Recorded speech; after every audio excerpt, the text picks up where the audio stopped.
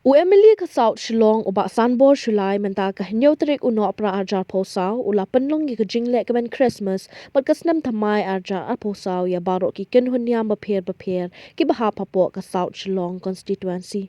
Hagini ka ski uba Sanbor ula samru ikajing ais ngo bha ba ikajing no Synñiang ka ba Henry lak na ka tulap ka jong u shaki Kynhun Niam bapher kum ka jingle ka men ni ka ayom. Hashua ya kani la penlong ru ya kajing kren ya kajing wan ka Christmas ka bala kren de kinong ya lam joka balang bat kum kadak jong kani kajing lek men o ba Sanbor ula ot cake ru ha kani ka sngi.